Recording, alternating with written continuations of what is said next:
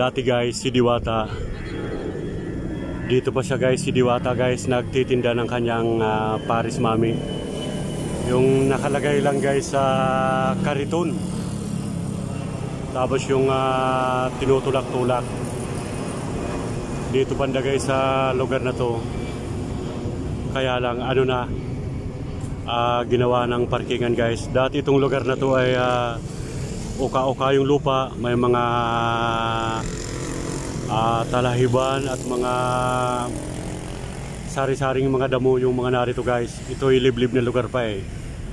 Nung first time natin na nag-vlog, na nakita natin yung dating pisto ni Diwata dito na lagi siyang nakiklearing. At hindi lang siya guys, pati yung mga kasama niya laging nakiklearing ng MMDA dito sa lugar na to. Hanggang sa dumating yung time na si Diwata ay nakahanap na guys ng nalipatan na talagang may kontrata. May kontratang 15 years doon sa kinatatayuan niya ngayon, doon sa may kanyang parisan. Ayan, at pinala din guys si Diwata na makakuha ng bagong pwesto na hindi na siya makiklearing at sabi nga ay legal. Ito po dati guys yung dating parisan ni Diwata, yung lugar na yun.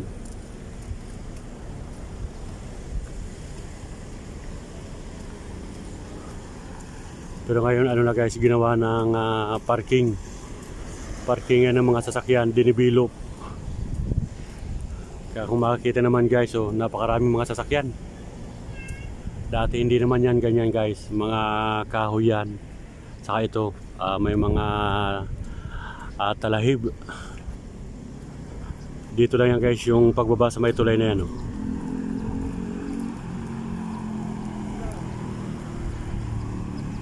Yan, tulay yan guys.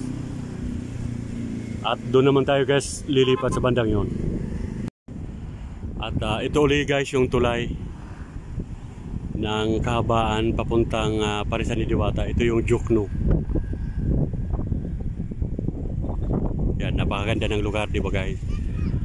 Ito yung papunta doon kay Diwata. Yan, itong tulay na to.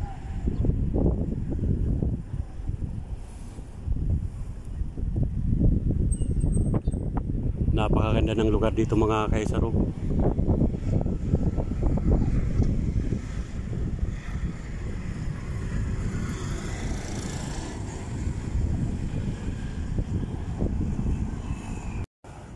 At ito naman mo mga kaisarugman yung batuhan na dati na na-vlog na natin guys noong mga nakaraan, na dito nababa si Diwata at dyan sa pailalim na yan ng tulay, dyan nakatira po si Diwata guys.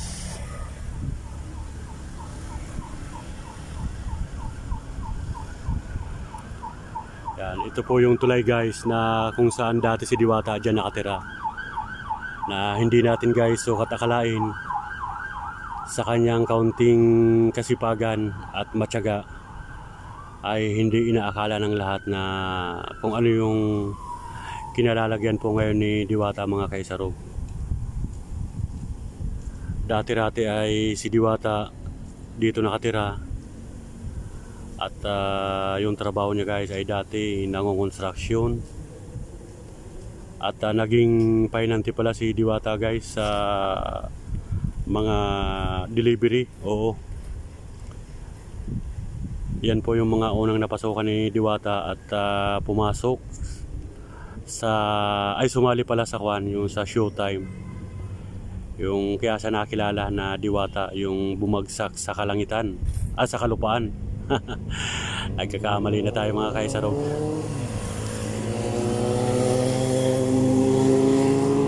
At yung pinto guys ni Diwata dito sa ilalim ng tulay ay kumbaga nakakalungkot naman.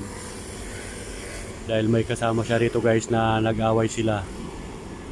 Yung kasama niya dito sa ilalim ng tulay, dahil kung nababalita nyo naman mga kaisarog, dati ay muntik ng mapuruan si Diwata na ginamitan siya ng yung matalas yung cutter blade, yan, oo. Na yung kasama niya na nag-away sila dahil ang sabi ni Diwata ay gumagamit ng mga illegal na pinagbabawal. Kumbaga nagdrodroga yung kanyang kasamahan dito sa tulay, kaya nagtalo sila at nauwi sa pananaksak. At kung mapapansin nyo guys, si Diwata ay may tama sa may mukha, sa kanyang kamay, dahil sinalag niya nung time na sinasaksak siya ng kanyang kasamahan. Ayan po mga kaisarog. At dito po guys sa tulay si Diwata nangarap hanggang sa naabot niya yung kanyang mga pangarap at natupad. Kaya maraming mga ano guys na si Diwata ay naging magandang ihimplo sa mga maliliit na vendors na gumaya kay Diwata sa pagtitinda. Kaya sabi nga guys, hindi hadlang ang kahirapan kapag matyaga ka lang. At hindi ka gumagawa ng masama at laban sa kapwa.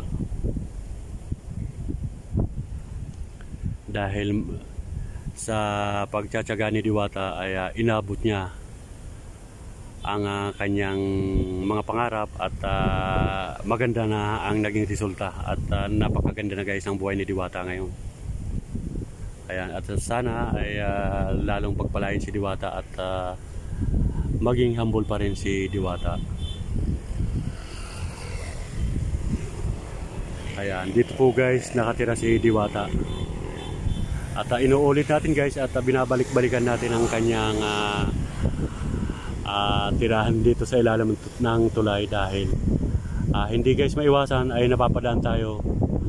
Pag mula dun sa Muwa, dadaan tayo dito tapos dun sa kanyang parisan. Kaya hindi natin maiwasan na kuhanan ng video ang dating tirahan niya dito sa ilalim ng tulay.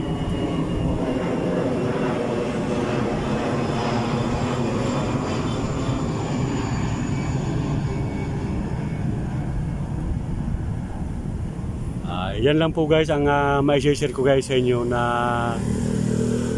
maigsing kaalaman na nalaman natin sa buhay ni Diwata.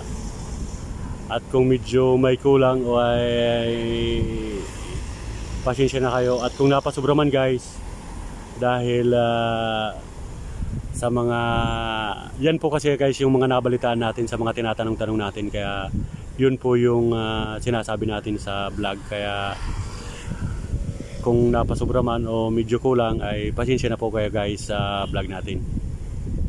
Ayan. At okay na guys, oh.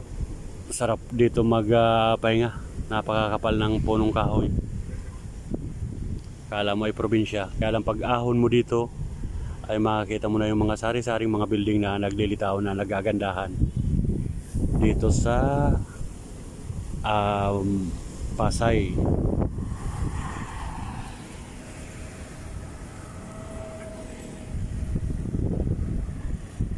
Ito po guys, ang nagagandahang lugar dito sa Pasay.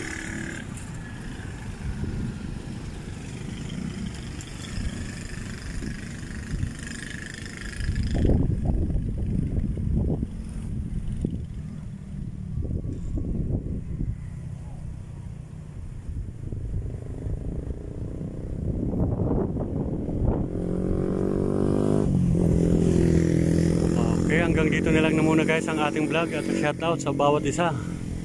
Sa mga kaibigan natin ng mga OFW na hindi nagsasawang pinapanood ng ating video, thank you so much for watching. At yung mga hindi pa po nakapag-subscribe sa aking YouTube channel, favor naman paki-like and subscribe at paki-click na rin po ang notification bell para lagi po kayong updated sa aking mga ina-upload na video. Hanggang sa muli mga kaibigan, mga kapatid, kapamilya, kapuso. Atin ang lubos-lubosin sa man sulok ng mundo, Luzon, Visayas, Mindanao at sa iba't ibang bansa na inaabot ng ating signal ng ating YouTube. Thank you so much sa walang sawang panonood. Hanggang sa muli mga kaisarog. Bye bye, I love you.